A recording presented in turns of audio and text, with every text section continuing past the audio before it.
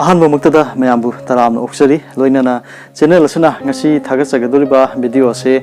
aigi video marakta comment sum tawbirakpa adugumba nupimcha aduga sininausing khara yaw haitare makoina hangaibu question je ayamba yek ke matang hangai ko yek longna leina base ke amu phattabage na hangak puje dum yawe aduga ayang su sigi video su maman su dum khara makhai dum sem khrabane aduda sigi marak seda sum question hangnarak pasida sumain hangak puje yawe habidi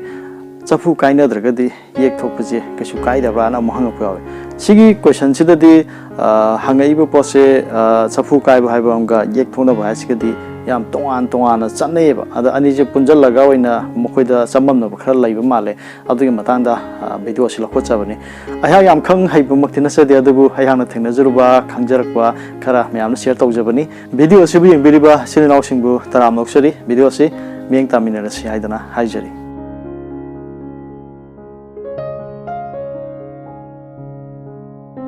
Akhoi Maitai gi oina ipa ipu singna hainaramba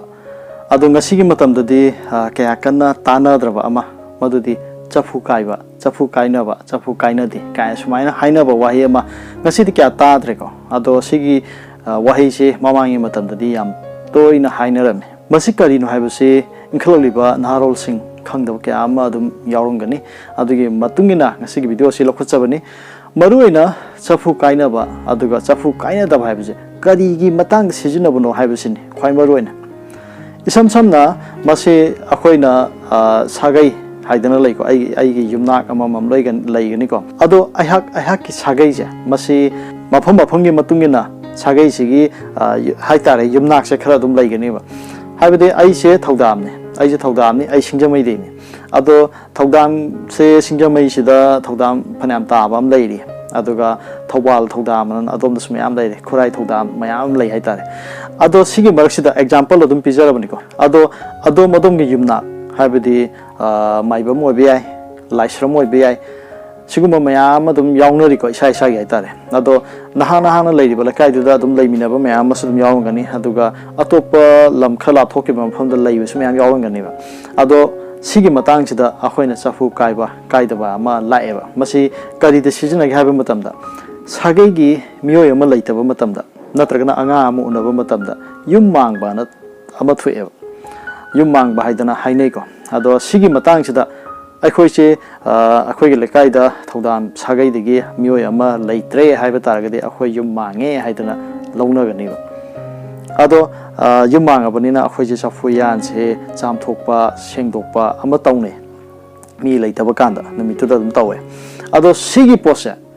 mamangi matamda cooker gumba digi rice cooker gumba sigum jamda sijinaramde chumnigi lebangna saba Chaphu du ngataneba maramasina adumaina khoi gi yumang kaimang ba ma thorpa matamda hairiba akhoina thongi ba Chaphu yan je masi thukaeba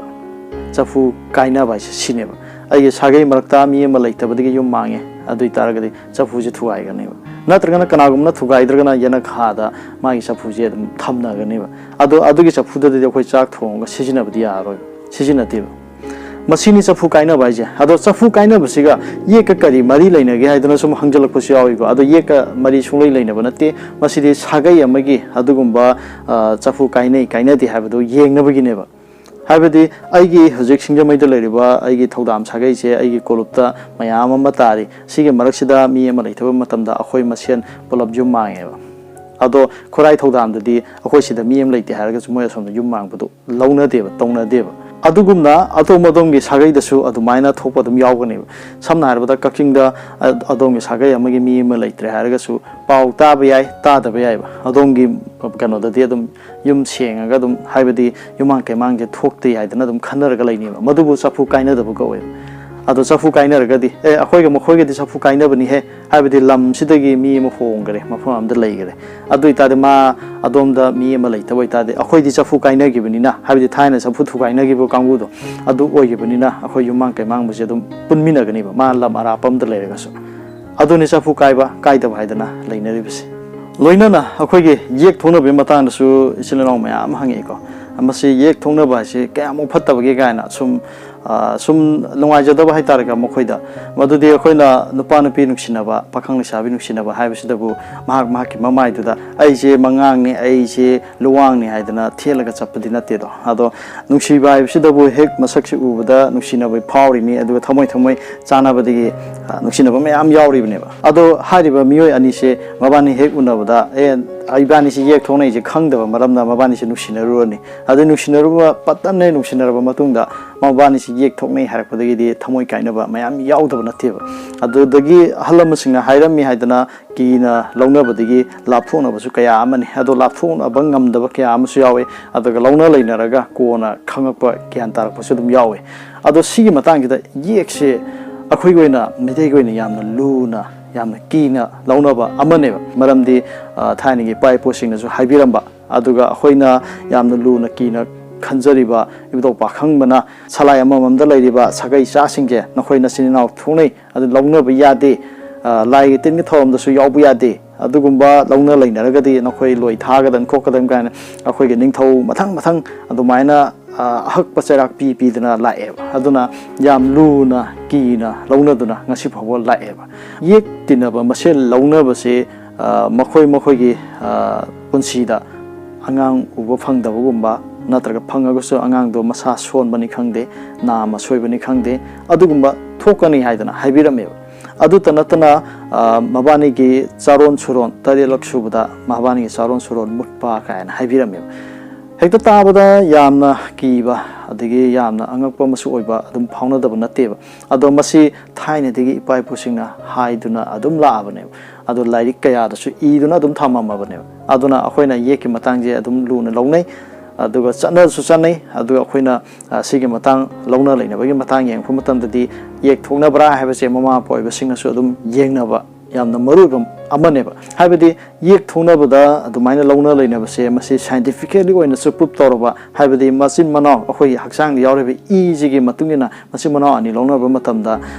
kahani angang da kaida soiba lakpa aduguma habasi di scientifically adum biologically adum yeng phamatana masi chumduna leiraba pot amaneba mara masi kya leibisinani akhoi gi thaini gi ipai posingje aduki matik makhoi gi wakhalonje kamai tawrijano adu khangna khangi se kamai tawrijano haidana khanari baneba haidi scientifically biologically yang pamatamda chummi haidana adum kakba yadraba adugumba ama oyeba madumona so akhoi gi sige manipur hariba pikhaba lamdamje masida leiriba misingji yamana teba lakh khara khataneba ado prithvi da leiriba miyoi villain kya je masiga lamba tawnarakpada akhoi je inom nopteba sporto ebi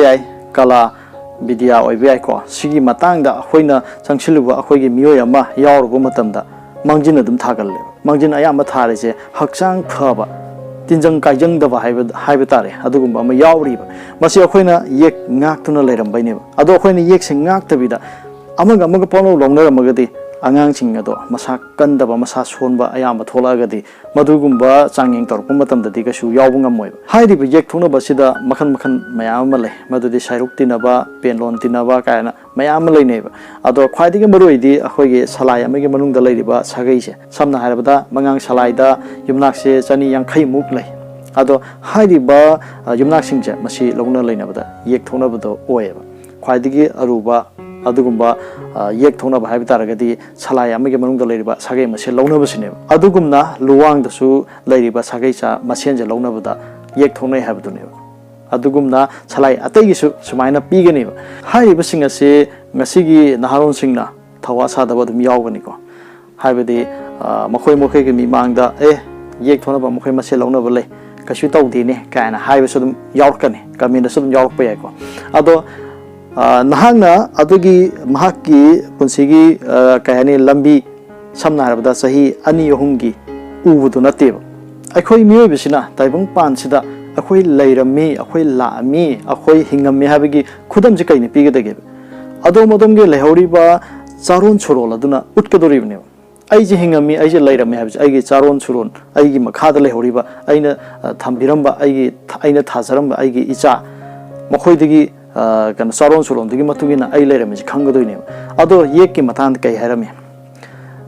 charon suron tarelak subada mutkani haiba hairame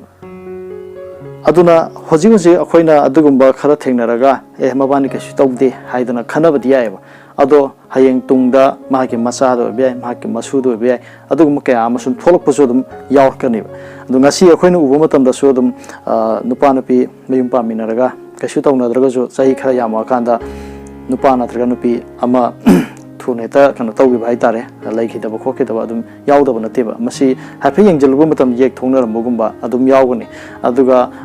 ꯑꯉꯥꯡ ꯑꯗꯨꯒꯨꯝꯕ ꯑꯣꯏꯕ ꯉꯝꯗꯕ ꯑꯗꯨꯒꯨꯝꯕ ꯀꯌꯥ ꯑꯃꯁꯨ ꯑꯗꯨꯝ ꯌꯥꯎꯒꯜꯂꯦ ꯁꯤꯒꯨꯝꯕꯁꯤꯁꯨ ꯑꯗꯨꯝ ꯍꯥꯏꯐꯦꯠ ꯊꯤꯔꯨꯕ ꯃꯇꯝꯗ ꯌꯦꯛ ꯊꯣꯛꯅꯕ ꯍꯦꯛꯇ ꯑꯣꯏꯔꯝꯕꯒꯨꯝꯕ ꯁꯤꯒꯨꯝꯕꯁꯤ ꯌꯥꯎꯋꯦꯕ ꯑꯗꯣ ꯁꯤ ꯑꯩꯈꯣꯏꯒꯤ ꯊꯥꯏꯅꯒꯤ ꯏꯄꯥ ꯏꯄꯨꯁꯤꯡꯅ ꯍꯥꯏꯔꯝꯕꯁꯤꯡꯁꯦ ꯀꯗꯥꯏ ꯐꯥꯎꯕ ꯆꯨꯝꯃꯤ ꯍꯥꯏꯗꯅ ꯑꯗꯣꯝꯅ ꯌꯦꯡꯖꯔꯒꯗꯤ ꯑꯁꯤꯒꯤ ꯈꯨꯗꯝ ꯆꯥꯡꯗꯝ ꯃꯌꯥꯝ ꯑꯃ ꯊꯣꯛꯂꯛꯀꯅꯤ ꯑꯗꯣ ꯑꯩꯈꯣꯏꯅ ꯌꯦꯡꯗꯕꯤꯗ ꯊꯤꯖꯤꯜꯂꯨꯗꯕꯤꯗ ꯑꯩꯈꯣꯏꯅ ꯄꯪꯉꯥꯏ ꯍꯥꯏꯕꯗꯤ ꯌꯥꯔꯣꯏꯕ ꯑꯗꯣ ꯊꯥꯏꯅꯒꯤ ꯏꯄꯥ ꯏꯄꯨꯁꯤꯡꯅ ꯂꯥꯏꯔꯤꯛꯇ ꯀꯩꯗ ꯏꯔꯒ ꯊꯝꯃꯝꯃꯕꯅꯤ ꯃꯁꯤ ꯑꯗꯨꯝ ꯈꯔ ꯃꯈꯩ ꯆꯨꯝꯗꯅ ꯑꯆꯨꯝꯕ ꯑꯣꯏ ꯍꯥꯏꯗꯅ ꯉꯥꯛꯅ ꯆꯠꯅꯔꯤꯕꯅꯤ ꯍꯥꯏꯗꯅ ꯃꯌꯥꯝꯅ ꯊꯝꯖꯒꯦ ꯑꯗꯨꯒ ꯁꯤꯒꯤ ꯃꯇꯥꯡꯁꯤꯗ ꯑꯩꯈꯣꯏꯅ ꯀꯅꯥꯒꯨꯝꯕ ꯈꯔꯅ ꯌꯦꯛ ꯊꯣꯛꯅꯕ ꯑꯅꯤꯁꯦ ꯂꯧꯅꯔꯨꯔꯦ ꯑꯗꯨ ꯑꯣꯏꯇꯥꯔꯗꯤ ꯀꯣꯛꯅꯕ ꯀꯔꯤ ꯂꯩꯒꯦ ꯄꯔꯇꯤꯀꯥ ꯂꯩ ꯂꯩꯇꯦ ꯀꯥꯏꯅ ꯌꯥꯝ ꯍꯥꯏꯅꯩꯑꯕ ꯄꯔꯇꯤꯀꯥ ꯂꯩ ꯀꯥꯏꯅ ꯍꯥꯏꯅꯕꯁꯨ ꯌꯥꯎꯋꯦꯕ ꯑꯗꯣ ꯑꯩꯒꯤ ꯃꯣꯠꯇꯗꯤ ꯂꯩꯇꯦ ꯍꯥꯏꯗꯅ ꯑꯗꯨꯝ ꯊꯦꯡꯅꯩꯑꯕ ꯏꯄꯥ ꯏꯄꯨꯁꯤꯡꯅ ꯍꯥꯏꯔꯝꯃꯤꯕ ꯑꯗꯒꯤ ꯂꯥꯏ ꯍꯥꯛꯇꯛꯇꯒꯤ ꯉꯥꯛꯇꯨꯅ ꯆꯠꯂꯝꯕꯁꯦ ꯄꯔꯇꯤꯀꯥ ꯂꯩ ꯍꯥꯏꯗꯅ ꯑꯗꯨꯃꯥꯏꯅ ꯉꯥꯛꯊꯣꯛꯅꯕ ꯂꯩ ꯍꯥꯏꯗꯅ ꯂꯩꯔꯒꯗꯤ ꯂꯣꯏ ꯂꯧꯅꯔꯅꯤ ꯂꯣꯏ ꯂꯧꯅ ꯂꯩꯅꯔꯅꯤꯕ ꯑꯗꯨꯅ ꯃꯈꯣꯏꯅ ꯄꯣꯛꯂꯛꯄ ꯃꯆꯥ ꯃꯁꯨꯗꯗꯤ ꯃꯁꯥ ꯃꯎ ꯐꯕ ꯀꯩꯁꯨ ꯑꯣꯏꯔꯣꯏꯕ